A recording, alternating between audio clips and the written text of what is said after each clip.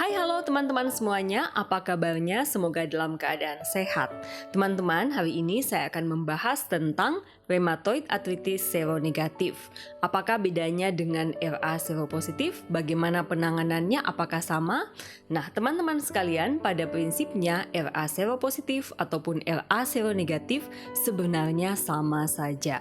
Jadi gejalanya pada prinsipnya adalah sama. Jadi nyeri sendi, bengkak sendi, dan memang harus melalui pemeriksaan seorang dokter. Dalam hal ini adalah dokter spesialis penyakit dalam konsultan rheumatologi atau rheumatologis. Nah, dokter nanti akan menilai apakah sakit sendi teman-teman ini memang merupakan gejala daripada RA, karena tidak semua gejala nyeri sendi ini disebabkan oleh rheumatoid arthritis.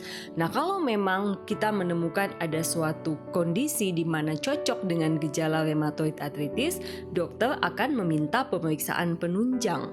Dalam hal ini adalah rheumatoid factor dan anti-CCP. Jika ada gejala klinis rheumatoid arthritis yang cocok dengan kondisi RA, disertai dengan adanya rheumatoid factor yang positif dan anti-CCP yang positif, nah inilah yang kita sebut dengan RA seropositif. Sebaliknya teman-teman, kalau teman-teman memiliki suatu kondisi gejala klinis yang mirip dengan RA, jadi ada nyeri sendi, ada bengkak sendi, dan dikonfirmasi oleh pemeriksaan dokter memang ada radang sendi, namun setelah diperiksakan pemeriksaan RF-nya akan negatif, CCP-nya akan negatif, nah inilah yang disebut dengan RA seronegatif. Jadi teman-teman mesti pahami bahwa dalam menegakkan diagnosis rheumatoid arthritis, seorang dokter rheumatologi tidak hanya bergantung pada hasil pemeriksaan laboratorium saja. Ingat bahwa pemeriksaan laboratorium hanya merupakan suatu pemeriksaan penunjang.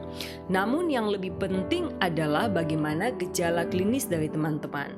Jadi meskipun teman-teman gejalanya cocok ke arah RA, namun hasil pemeriksaan rheumatoid factor dan anti-CCP-nya negatif, ini tetap kita sebut sebagai RA. Nah, sebaliknya kalau teman-teman memiliki rheumatoid factor yang positif namun tidak ada gejala sama sekali yang menyokong ke arah rheumatoid arthritis, nah ini pun kita tidak bisa sebut sebagai rheumatoid arthritis. Jadi sebenarnya kedua kondisi ini hanya berbeda dari hasil pemeriksaan laboratorium saja.